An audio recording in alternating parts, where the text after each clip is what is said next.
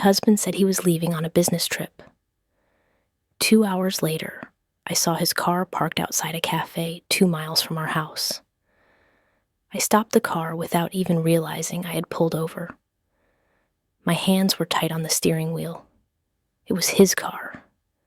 The dent on the back bumper, the parking sticker on the windshield, even the way he always left the rearview mirror tilted too high. It was his. There was no mistake. He was supposed to be at the airport by then, boarding a flight. Instead, he was 2 miles away, drinking coffee like it was just another normal day. I did not get out right away. I just sat there, staring. I remember thinking maybe he forgot something. Maybe the trip was canceled. Maybe there was some explanation that I would hear later and feel guilty for doubting. But then I looked closer. He was not alone. There was a woman sitting across from him. I leaned forward, my breath fogging the windshield. They were laughing.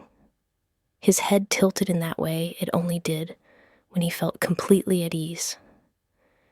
He was supposed to be rushing through airport security, not sipping coffee in town. My throat was dry. I wanted to step out, walk straight in, demand to know what was happening. But my body froze. I could not make myself move. The shock was not only that he was there. The shock was that I knew her. It took a second for my mind to connect the face with the memory. Her hair was pulled back, and she was wearing a jacket I had seen before, at the school pickup line. She was the mother of one of my son's classmates. I had spoken to her at birthday parties, field trips, school events. She had smiled at me, asked about homework assignments, told me how much her son enjoyed being around mine. And now she was sitting across from my husband, leaning forward like she had every right to be there. I gripped the steering wheel harder. The air felt too heavy in the car. It was not a stranger. It was someone inside my circle, someone who had been in my house. She had eaten cake in my kitchen during a birthday party. She had texted me about carpooling once. I had trusted her enough to let my son go to her house. That was the part that made my chest hurt. This was not just betrayal. It was betrayal with someone who had already been close enough to look me in the eye and smile. I lowered myself in the seat, afraid that if he glanced toward the window, he would see me. My pulse was loud in my ears. I felt like I was in the wrong, like I was spying, like I should not be there. But at the same time, I could not drive away. If I left, I would never know for sure what I had seen. If I stayed, I risked being caught, but I had to see more. He reached across the table and touched her hand. It was not casual. It was the kind of touch that came with comfort, with familiarity. My stomach turned. I wanted to believe I had misunderstood, but my eyes would not let me. He was supposed to be gone for 3 days. He had kissed me goodbye at the door with a suitcase in his hand. I had even told him to text me when he landed. Now here he was, 2 miles away, touching the hand of a woman who was part of our everyday life. I sat there for what felt like an hour, but could not have been more than a few minutes.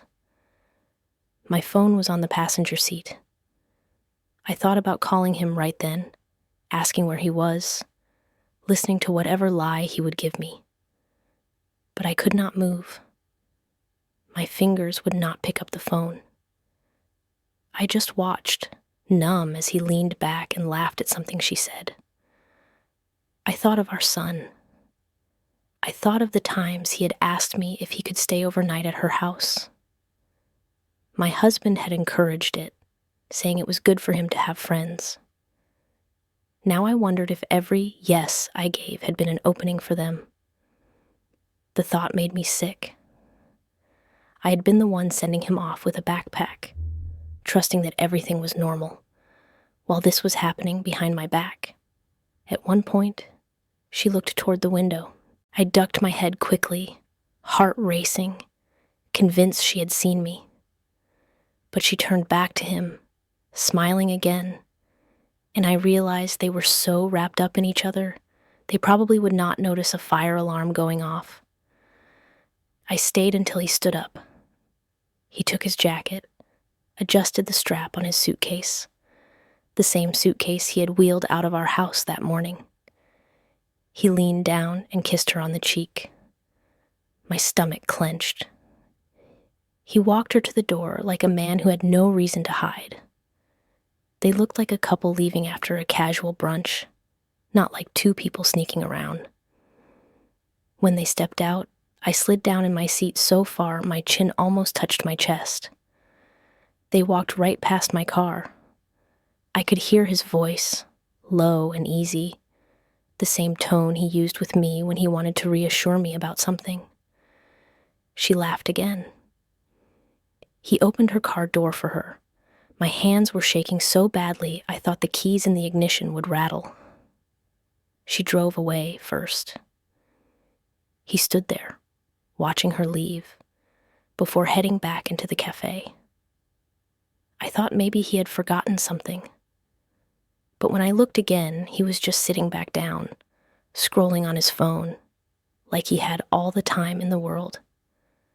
I started the engine, but I did not drive home. I pulled into a side street and parked again. My chest was tight. I could not tell if I wanted to scream, cry, or confront him. My head spun with questions I could not answer. How long had this been going on? Why her? Why someone so close? Someone our son knew. Someone who had been inside our house. The image of them together at that cafe burned into my mind, and I knew nothing about my life was as solid as I thought it had been that morning. And the worst part was, I had not even stepped inside. I had not asked him a single question. I had only watched from a car window. But I already knew everything had changed. What was I supposed to do with that knowledge? Sitting 2 miles from my own home, watching my husband act like a stranger with a woman I knew too well. When I finally drove home that afternoon, the sound of my own tires on the street felt louder than anything else. I parked in the driveway and sat in the car for a few more minutes, trying to look normal in case anyone was watching. My husband was supposed to be flying to another state, preparing for meetings far from here. That was the story I was meant to believe, the version I was supposed to live in. For 10 years, I had believed in that version of our life. Our marriage looked steady from the outside. Friends joked that we were like an old married couple, comfortable, predictable, dependable. He played into that image too. He would say things like, "We're solid, you and me. Nothing could shake us." He liked to remind me how he had seen his own father walk away from a family when he was young. He would say, "I'd never do that to you or to our son. I know the damage it causes." He said it enough times that I never thought to question it. I let those words be the foundation I built everything else on. I trusted him when he said he was busy. I believed him when he stayed late at the office. I even teased him sometimes about being married to his job, and he would smile and say, "Better that than anything worse." I laughed, because I thought the joke had no hidden meaning. We had plans, vacations, renovations for the house, saving for our son's college. We talked about the future like it was already written. He liked to sit at the kitchen table, draw little budget plans on napkins, write down numbers for the years ahead. I used to save some of those napkins, thinking they showed how dedicated he was to us. Now I wonder if he was drawing a future that only existed on paper, while living another one behind my back. He insisted on certain things in our routines that never made me suspicious until much later. One of them was the idea that our son should spend more nights at friends' houses. He framed it as good parenting. He said, "It's healthy. He needs independence. He needs to socialize more, not always be stuck with us." I thought it made sense. Our boy was shy sometimes, hesitant in groups. I told myself it was good for him. One of the houses where he spent nights was hers, Emily's, the same woman I had just seen with my husband at the cafe. Back then, it never crossed my mind that there could be anything wrong with that. She seemed friendly, involved, like a normal mother who wanted her kid to have friends. I remember one Friday night, my son packed a bag, excited to stay over there. My husband patted him on the shoulder and said, "Have fun, buddy. We'll see you tomorrow." It felt ordinary, safe. Looking back, I realized he had been the one to suggest that particular sleepover more than once. He had even told me, "You should encourage him to spend time there. They're good people." He said it in that convincing, calm way he always used when he wanted me to stop questioning something. I thought it was just his way of being thoughtful.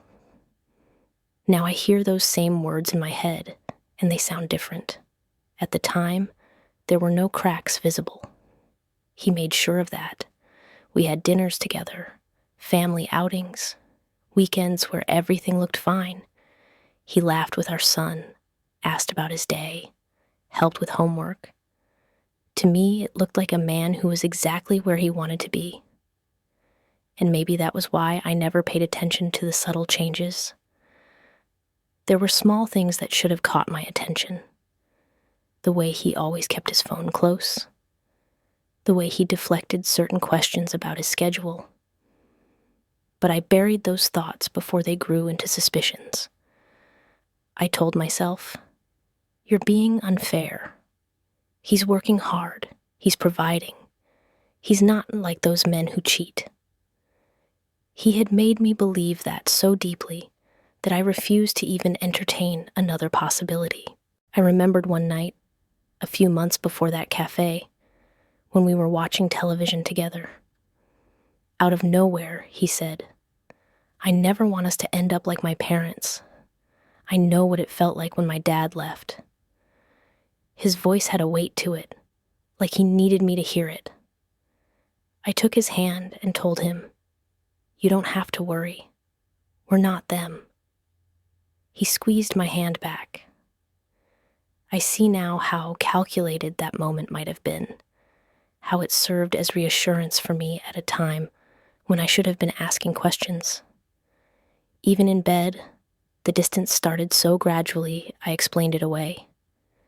He was tired, stressed, too many deadlines. He still kissed me goodbye in the mornings, still asked if I needed anything when he ran errands. I used those gestures as proof that nothing serious was wrong. The night after the cafe, I lay awake for hours, staring at the ceiling. My mind kept replaying the image of them together, the way she leaned toward him, the way he smiled. It clashed with every memory I had of him as a devoted husband. I wanted to believe the 10 years I had lived were real, not just some act. But the overlap was there. The business trips that suddenly looked like excuses. The encouragement to send our son to her house. The words about loyalty that now felt like cover. It made me question even the ordinary days, the weekend barbecues, the family photos, the holidays. Were those moments genuine, or just part of the balance he tried to keep so I would not notice what he was doing? Every laugh I remembered sounded different now. Every smile felt staged. What unsettled me the most was how perfect it had all looked. He had convinced me we were safe from the very thing he was creating. He had said, "I could never break apart what we've built." And I believed him so fully that when I saw his car that day, it felt like I had been living in someone else's life. I kept thinking about the conversations where he mentioned trust, how he would say, "You're the only one who really knows me." I thought it was intimacy. Now I think it was strategy, a way to keep me blind. I tried to remember the first time he suggested those overnight stays at friends' houses. It was about a year earlier. He had come home from work, still in his shirt and tie, and said, "Our son's friend invited him to stay the night. We should let him go. It'll be good for him." He said it like it was no big deal, but he repeated the idea later, reinforcing it until I thought it was my own choice too. That is how it worked. He planted ideas, and I watered them without realizing what they were feeding. At school events, I saw her often. Emily. She would wave, sometimes chat for a few minutes. She never seemed nervous or awkward around me. She looked me in the eye, asked about my work, complimented my son. There was nothing in her behavior that made me think she was sleeping with my husband. She played her role as smoothly as he played his. That is what still makes me feel cold when I think about it.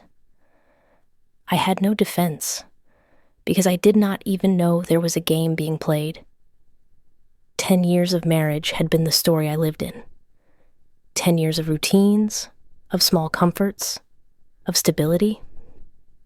And then one afternoon at a cafe window, it all started to unravel. The stability had been nothing more than the surface. Underneath, he was already rewriting our lives without telling me. I told myself that maybe I was wrong, that maybe there was still an explanation. But every memory I pulled back into my mind only deepened the cracks. He had insisted on the very things that now made sense only if he was hiding something. The picture-perfect family I thought I had was nothing more than a cover he built carefully, piece by piece. And the hardest part to swallow was this: I had helped him build it. After that day at the cafe, I started to notice things I had ignored before. They were small, easy to dismiss if I wanted to keep believing we were fine. But once the image of him sitting with her was burned into me, I could not look at our life the same way. His phone was the first thing. He used to leave it on the counter, face up, buzzing with emails and messages he barely glanced at. But over the last year, it was always face down. When it vibrated, he would reach for it quickly, thumb over the screen before I could see anything. He had a new lock code, too. He said it was for work security because of confidential information. I nodded, told myself it was reasonable, even though I noticed he typed it in with his body angled away from me. Nights changed, too. He had late calls that dragged past midnight. I would walk by the office and see the blue glow under the door. He would be talking in a low voice, then go silent when he heard me in the hallway. If I asked who it was, he always said, "Work." I did not press. I told myself not to be the suspicious wife. That was the role I had promised never to play. But doubt has a way of growing when you try to starve it. I remember one night clearly. It was past midnight, and I was half asleep when his phone buzzed on the nightstand. He had left it there by accident, still unlocked from the last time he checked it. I rolled over, intending to ignore it, but the screen lit up. A message appeared. The contact name was her son's. At first I thought maybe it really was about school or something innocent. But then I looked closer. The number was hers, not his. She had saved her contact under her son's name, like camouflage. My stomach dropped as I realized it was deliberate, a way to make sure that if I ever saw a message, I would dismiss it as something innocent. But the text didn't look like anything a child would write.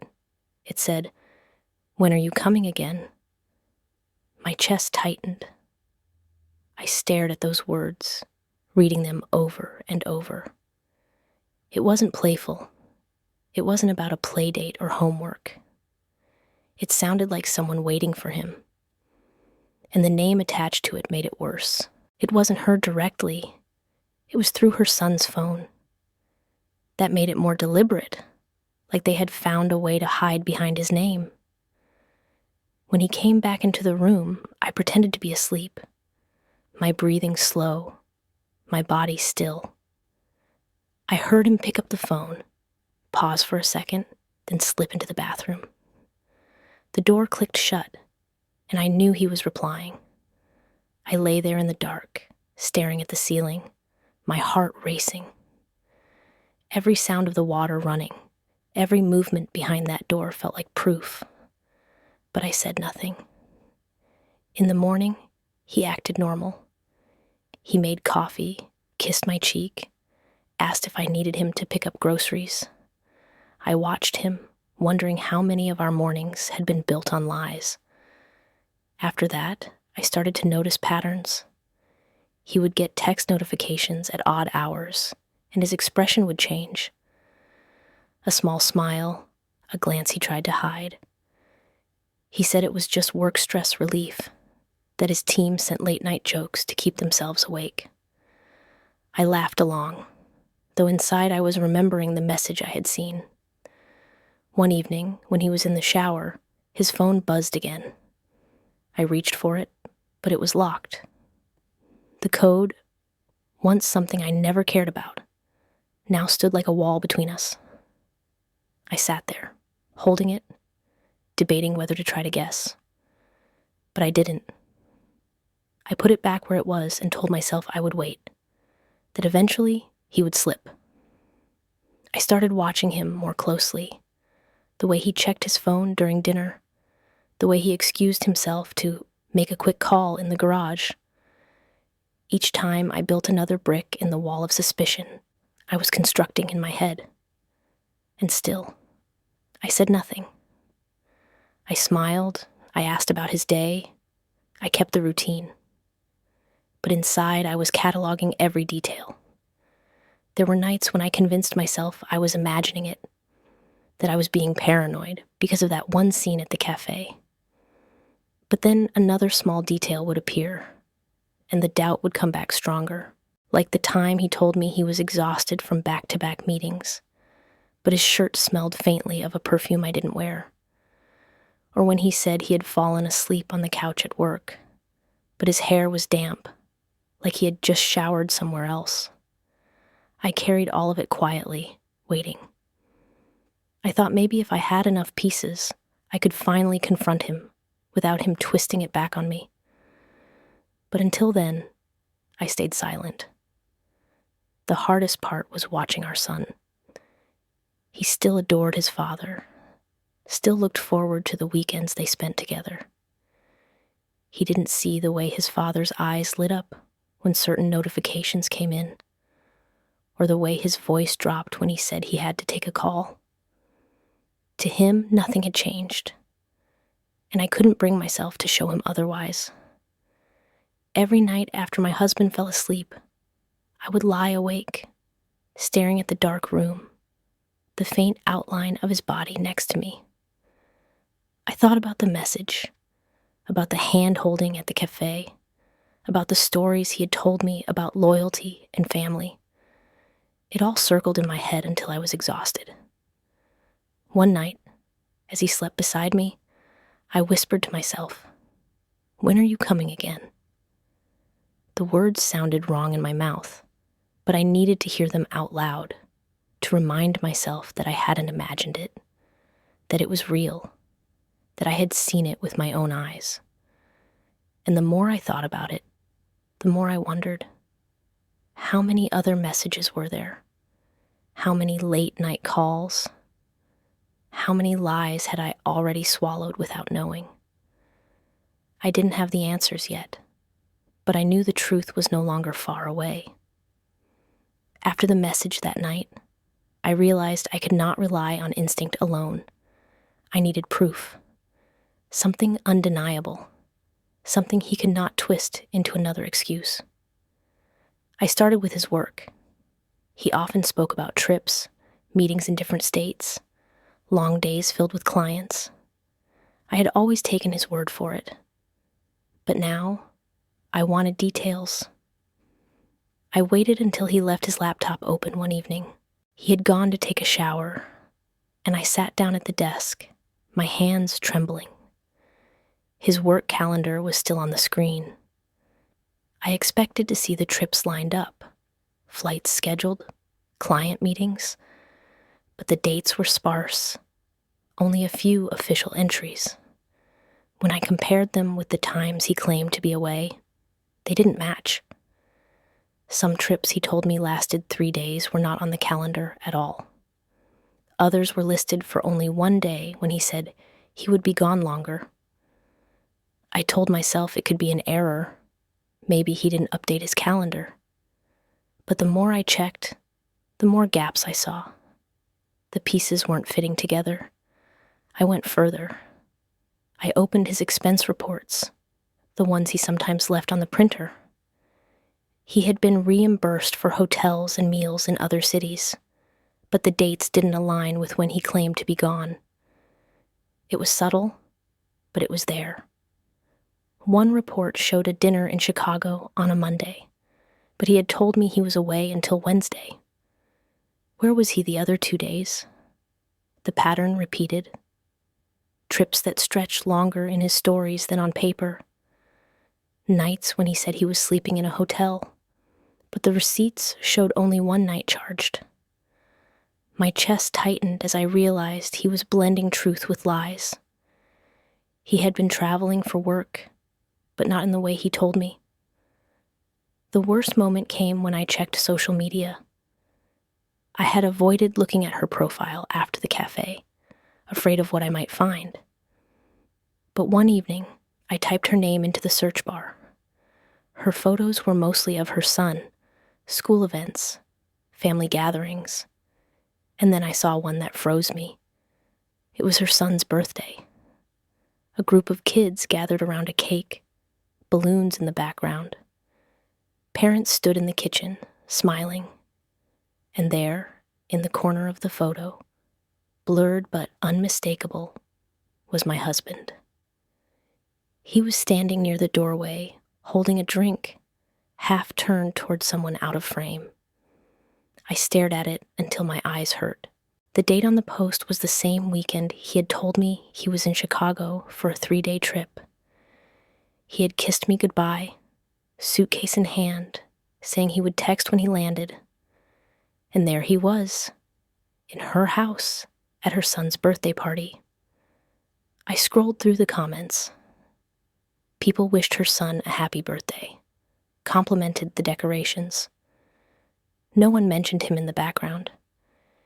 It was as if I was the only one who noticed, the only one looking closely enough to see. I saved the photo to my phone. I zoomed in again and again until the pixels blurred. It was him. The posture, the shirt I recognized, the way his hand rested in his pocket. There was no denying it. My stomach turned as I remembered how our own son had been invited to that party. He had gone, excited to celebrate with his friend. I hadn't gone because I was told it was just for kids, and my husband had said he would handle drop-off. Now I knew why. He wasn't just a parent there.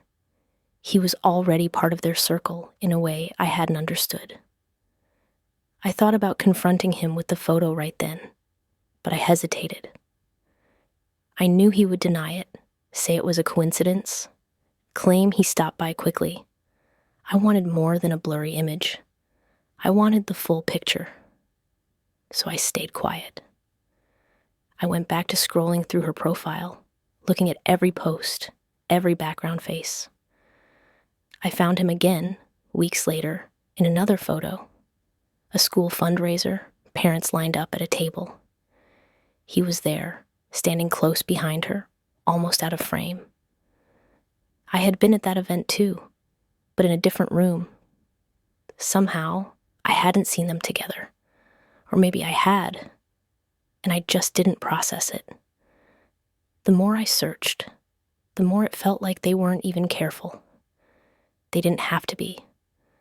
No one else was watching as closely as I was. I closed the app and sat in the dark, my phone heavy in my hand. The lies were stacking higher, and I could no longer convince myself they were mistakes. He wasn't just working late. He wasn't just traveling. He was weaving himself into another life, one that overlapped with ours in ways I hadn't wanted to see.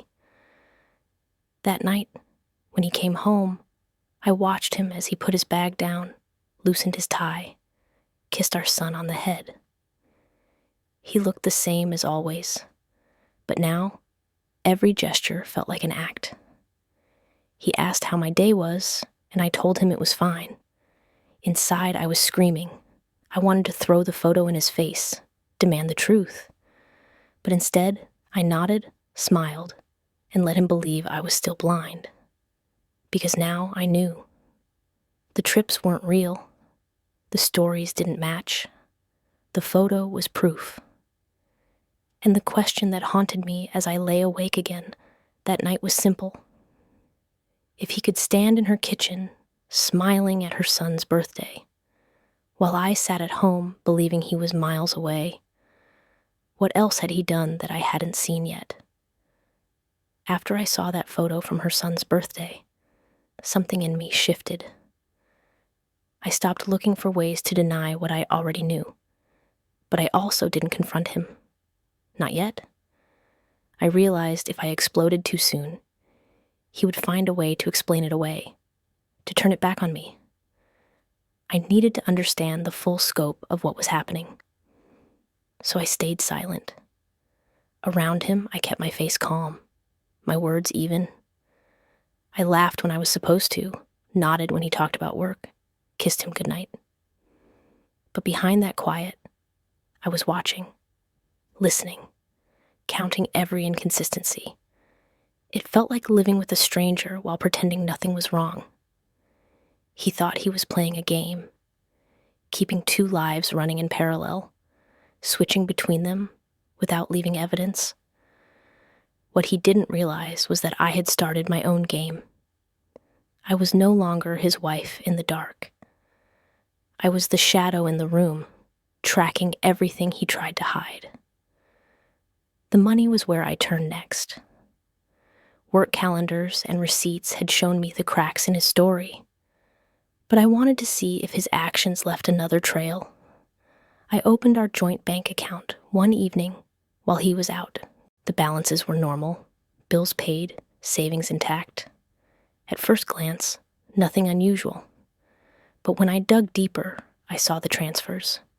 Venmo, small payments, sometimes labeled school, supplies, or activities. The amounts didn't match what I knew about those expenses. $50 here, $100 there, sometimes $200. More than field trips or after-school programs would ever cost. I scrolled further back. The pattern repeated, month after month. Some payments lined up with times when he claimed to be on trips. Others were random, with no explanation. But the recipient's name was always the same: Emily. My chest tightened as I read it. He hadn't even tried to hide it behind another account. It was her name, right there, as plain as day. He was sending her money, calling it school expenses, while standing in my kitchen telling me about budgets for our own family. I printed the records quietly, stacking the pages in a folder I hid in the back of a drawer. Each transaction felt like another knife. The amounts were not enormous, but the pattern was clear. He was supporting her in ways that went far beyond casual friendship. Once I noticed the transfers, I started watching how he behaved with money at home. He was more cautious than I had realized. He carried less cash, used his card for almost everything, and often checked his phone right after making purchases. I wondered if he was tracking how much was left for her, making sure I wouldn't notice. One evening, while we were on the couch, I saw him tilt his screen slightly away from me as he tapped through the Venmo app. He typed something, paused, then hit send. I forced myself not to react. I just sat there, pretending to scroll through my own phone.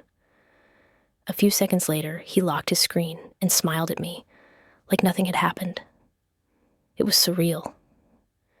He could sit inches away from me, sending money to another woman, and still lean over to ask if I wanted popcorn. That ability to split himself into two people was something I hadn't seen before, and it chilled me. The transfers also explained other things. He used to joke that I was better at handling the household budget, that he was terrible with numbers. I thought it was laziness. Now I realized it gave him cover. If he seemed careless with money, I wouldn't question small amounts missing. The next weekend, I checked again. Another payment, this time labeled books. My hands shook as I saved the screenshot. The lies were stacking higher, each one balanced on the last, and I was the only one standing under the weight. I started noticing his phone vibrating more often, but he never looked nervous. He had grown confident, maybe too confident. He thought I was blind. That was his mistake. At dinner one night, our son mentioned he wanted to join a sports team, something that would cost a few $100s. My husband hesitated before agreeing. He said, "Let's wait until next season, just to make sure it's the right fit." I stared at him across the table, knowing he had sent nearly the same amount to Emily just days earlier. He could support her needs instantly, but for his own child, he hesitated. I swallowed my anger and kept my voice steady. Our son looked between us, waiting for an answer. I told him, "We'll figure it out," and moved the conversation forward. But inside, I was screaming. The more I watched, the clearer it became that this wasn't a mistake or a one-time lapse. He was invested in her. He wasn't just giving her his time. He was giving her his resources, his energy, parts of himself that belonged to us. I knew then that my silence couldn't last forever, but I also knew I couldn't rush. Every lie he told, every transfer he made, every late-night call, I collected them like pieces of a puzzle. I wanted to see the whole picture before I decided what to do, and while he thought he was winning, slipping out the door with a suitcase, or leaning in to kiss me goodbye, I was already 2 steps behind him, holding evidence he didn't know existed. The waiting was the hardest part. Sitting across from him at dinner, pretending I didn't know. Hearing him laugh with our son, wondering how he could compartmentalize so easily. Watching him kiss me goodnight, knowing his lips had touched her earlier. But the silence gave me power. For the first time, I wasn't the blind wife he thought I was. I was the one pulling strings, deciding when the truth would come crashing down. And it was only a matter of time. The folder of evidence sat hidden in the back of a drawer, and the screenshots filled a private album on my phone. For weeks, I waited, carrying my silence like a shield. But there comes a point where the truth demands air, and that night, it happened. He had just returned from what he called another business trip. I already knew he hadn't gone anywhere. His calendar was blank for those days. His receipts didn't match. And the Venmo transfer to Emily had gone through the morning he supposedly boarded a flight. I decided I was done collecting. I was ready to expose him. I cooked dinner, set the table, acted as if everything was normal. Our son sat with us, talking about school. My husband laughed at his stories, relaxed in a way that made my skin crawl. I waited until the plates were half empty before I reached for my phone. I opened the Venmo app, pulled up the history of transfers, and slid the screen across the table toward him.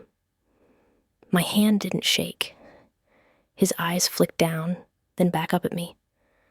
"What is this?" I asked. For a moment, his face didn't move.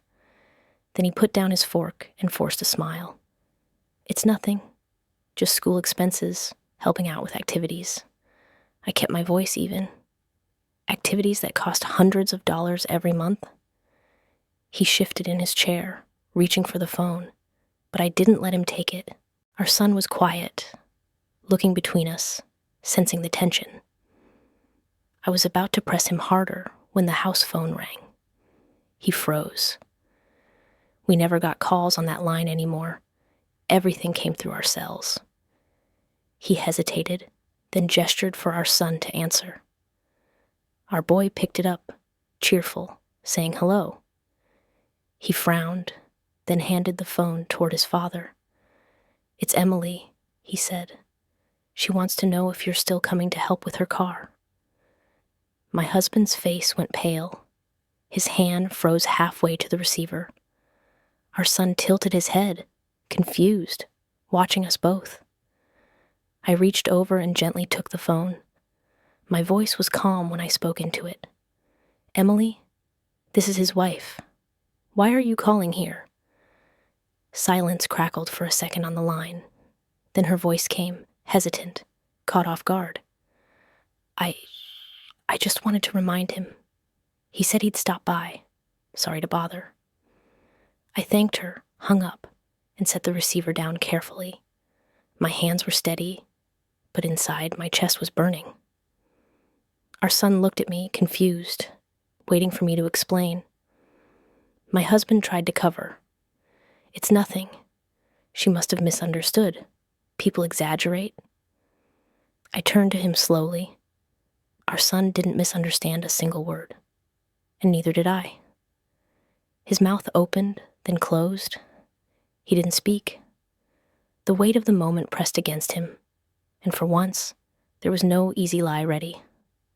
Our boy looked between us again, his fork untouched. He asked softly, "Why would Emily call you about her car, Dad?" My husband couldn't answer. I pushed the phone with the Venmo transfers closer to him again. "Do you want to tell him why? Or should I?" The silence stretched. He finally muttered, "We'll talk later." Not in front of him. But later had already arrived. The walls he had built between his lives collapsed in a single phone call, and there was no pretending anymore. I looked at him across the table, his face pale, his hand shaking slightly, as he picked up his water glass. He was caught, and we both knew it. Our son's eyes filled with questions he didn't have words for yet. That dinner ended without another bite being eaten. The evidence lay on the table, undeniable. Emily's voice had pierced through every excuse, and for the first time, he didn't even try to deny it. After that dinner, there was no going back. The silence between us lasted the entire night. He slept on the couch, or at least pretended to. I stayed awake in bed, staring at the door, waiting to hear it open. It never did. The next morning, I told him I wanted a divorce. My voice didn't shake. I expected him to argue, maybe even shout, but he only looked tired, older than I had ever seen him. He tried a softer approach. "Let's not rush. We should think about our son. He needs stability." I kept my arms crossed. He needs the truth more than anything. He followed me around the kitchen, pleading. He said, "It was a mistake. It didn't mean what you think. We can fix this." His words felt empty. Every lie he had told me was still fresh in my head. I didn't yell. I didn't cry. I told him again, calmly, "It's over." Filing was easier than I thought it would be. My lawyer asked questions, gathered documents, explained the steps. I moved through it like I was following instructions for something mechanical. Every signature felt like another layer of distance between us. At first, he acted cooperative. He said he didn't want things to get ugly. He promised we could keep it simple, for our son's sake. But as soon as the papers were official, his behavior shifted. He started calling me late at night, begging for another chance. When that failed, he turned defensive, accusing me of breaking apart the family. Meanwhile, I watched our son retreat into himself. He avoided eye contact at dinner, kept his headphones on more often. I knew he had heard enough to piece together the truth, even if he didn't want to ask. That hurt more than anything, watching him carry questions he wasn't ready to voice. Court brought everything into the open. He arrived in a pressed suit, acting like he was the responsible one, the stable parent. His lawyer spoke about his dedication, his commitment to providing for the family. I sat there listening, wondering how many people in that room would believe him if they didn't know what I knew. When my lawyer presented the Venmo transfers, his face tightened. He tried to explain them away as helping a friend, but the amounts and frequency made the excuse weak. The judge raised an eyebrow, clearly unconvinced. For the first time, I saw him stumble in a setting where charm couldn't save him. But the real blow came later. In the middle of reviewing financial documents, my lawyer leaned toward me and whispered, "Did you know about this?" She slid a paper across the table. It was a loan agreement, a car loan in Emily's name. And at the bottom, in bold letters, was a signature, listed as the guarantor. My stomach dropped. He hadn't just been sending her money casually. He had legally tied himself to her debt. If she defaulted, he would be responsible for paying it. I felt heat rise in my face. This wasn't an affair built on secrecy anymore. He had anchored himself to her in a way that bound his future directly with hers. When I looked up at him across the courtroom, he avoided my eyes. That was answer enough. I realized then that while I had been clinging to the image of a marriage worth saving, he had already chosen something else entirely. He had chosen her, not just emotionally, not just physically, but legally. The divorce moved forward quickly after that. Custody agreements, division of property, financial settlements, it all blurred together. I signed where I needed to sign. He tried once more to corner me outside the courthouse, saying, "We don't have to destroy everything. We can still be a family." I stared at him, my voice flat. "You already built another family. You just didn't tell me." He didn't answer. He turned and walked away, shoulders slumped, as if the weight of his choices was finally pressing down on him. At home, the silence felt heavier. My son asked fewer questions, but I knew he was processing it in his own way. When he stayed with his father, he came back quieter, sometimes withdrawn. I didn't push. I just waited, hoping he would open up when he was ready.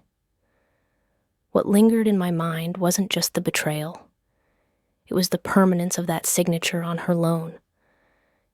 It meant that while my marriage had ended, their connection was stronger than ever. He had tied himself to her future in a way he had never fully tied himself to mine. And sitting alone at my kitchen table, staring at the copy of that document, I realized there was no undoing it. He wasn't just gone from me. He belonged somewhere else now. A year passed. The divorce was final. The papers signed. The courtroom appearances over. He moved out, and the house settled into a quieter rhythm. It was just me and my son now. At first I thought the silence would crush me. I expected to miss him. The sound of his keys in the lock, his voice drifting from the hallway, even the arguments that had filled the last months. But the silence turned into something else, a routine that was ours alone. Dinner with just 2 plates, evenings spent helping with homework, mornings where I no longer wondered if he was lying about where he would be. We no longer waited for his calls. In the beginning, our son would ask, "Do you think Dad will call tonight?" I always answered gently, "I don't know, honey." But after a few months, the question stopped. The calls never came. When my son stayed with him, the updates were vague. Movies, takeout, video games. Nothing about the other side of his life, though I knew it was there. I didn't bring it up. I didn't ask. I thought avoiding it might protect my son. But deep down, I knew he wasn't blind. Children notice more than we want them to. Life without him was quieter but heavier. Bills still had to be paid.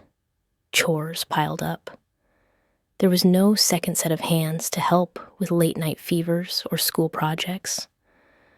Some nights, exhaustion hit me so hard I had to lock myself in the bathroom just to breathe. Still, the weight felt more honest than the life I had before. At least now I wasn't being lied to in my own home.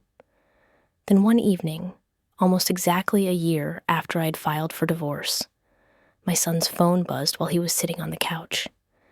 He picked it up, and I watched his face change as he read the message. His eyebrows pulled together, his lips pressed into a thin line.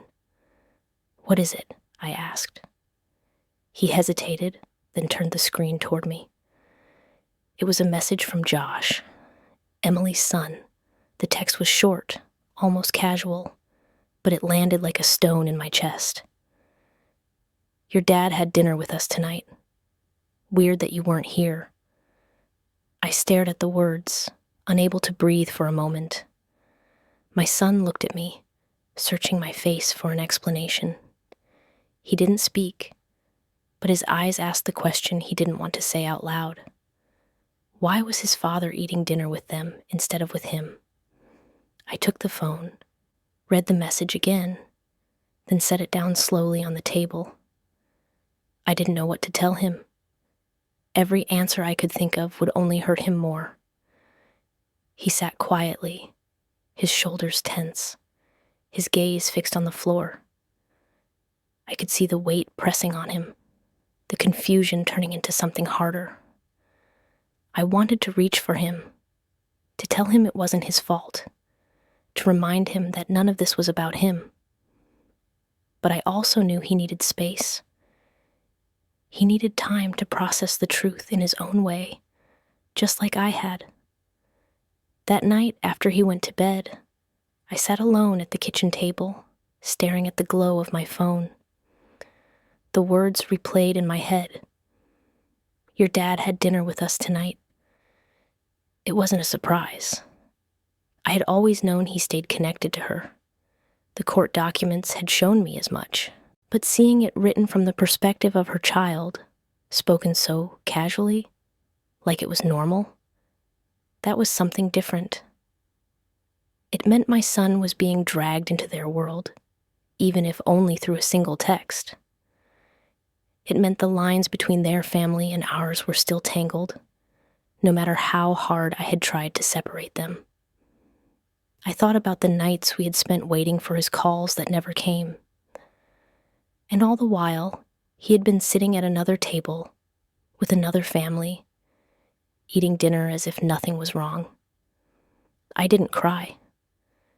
The tears had burned out long before, but a kind of emptiness spread through me, heavier than anger, deeper than grief. It was the realization that nothing I had built with him existed anymore. It wasn't just gone. It had been replaced.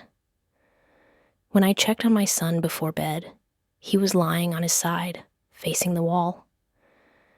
His phone was on the nightstand, screen dark. I stood there for a moment, not knowing whether to say something. Finally, I whispered, "Good night," and closed the door. The house was silent again. Only this time, the silence wasn't ours. It was theirs. And I was left sitting in it, knowing he had chosen another table, another family, while ours sat broken. I tell this now not because I want sympathy. I'm not asking anyone to feel sorry for me. I tell it because if I keep it inside, I feel like I'll choke on it. It has been more than a year since I walked out of that courtroom with the divorce finalized. I thought time would dull it, but it hasn't. The images, the messages, the receipts, they stay sharp. They sit in me like they happened yesterday. Most nights, I don't dream. But when I do, it's always the same. I see him standing in that cafe, laughing across the table at her. Or I see the photo from her son's birthday, him blurred in the background, suitcase still waiting by our door at home. Those moments play in loops I can't turn off. I live alone now, just me and my son. We don't talk about him much. My boy avoids the subject altogether. I think he carries his own version of the truth, something he can manage without saying it out loud. I let him. I know forcing it would only break him more. I still check my phone more than I should. Old habits linger. Even though I know he won't call, I still glance at the screen, waiting for something. And sometimes I scroll through the folder where I saved everything. The transfers, the screenshots, the photo. Proof of a life that shattered ours. I can't bring myself to delete them. There is one notification I never cleared. It sits on my phone every time I swipe down, frozen in the corner, like a wound that never closes. Your payment to Emily is complete. It was one of the last transfers he sent before I confronted him at dinner. I could remove it, erase it from the screen, but I don't. I leave it there, day after day. It's not because I want to torture myself. It's because it marks the point where everything ended. That line of text was the wall collapsing, the curtain being pulled back. Every lie, every excuse, every quiet night I spent doubting, it all led there. Sometimes I catch myself staring at it longer than I should, my thumb hovering over the clear button. But I never press it. If I erase it, it will feel like erasing the truth. And I can't afford to do that. Not after spending years living in his lies. The house feels different now. Lighter in some ways, heavier in others. His things are gone. His voice doesn't echo down the hall, but the space he left behind is always visible. When my son spends weekends with him, I wait. Not for calls, not for updates, but for the sound of the door when he comes back. I look at his face, searching for changes I can't control. Sometimes he looks tired, sometimes quiet, sometimes fine. I never know which version I'll get. I don't ask about her. I don't ask about dinners at her table, or nights in her house, or the ways they fold him into their lives. I know the answers would only dig deeper, and I've already reached my limit. People tell me I should move on, find new routines, new hobbies, maybe even new love. They don't understand. This isn't something you move on from. It's something you carry, like a scar that doesn't fade. I look back sometimes at the version of me who laughed at his jokes about old married couples, the version who believed him when he said he'd never destroy a family. I want to shake her, warn her, tell her what's coming. But that woman doesn't exist anymore. She disappeared the moment I saw his car parked outside that cafe. What remains is me now, telling this to no one, into the void. Because silence is heavier when it stays locked inside. I don't want pity. I don't want comfort. I want this story out of me, even if it just floats here, unheard. That notification still waits at the top of my phone. Your payment to Emily is complete. I never touch it. I never clear it. I let it stay, a reminder burned into glass, because that was where everything ended. What would you do in my place? Please write your thoughts in the comments. I will be happy to read them.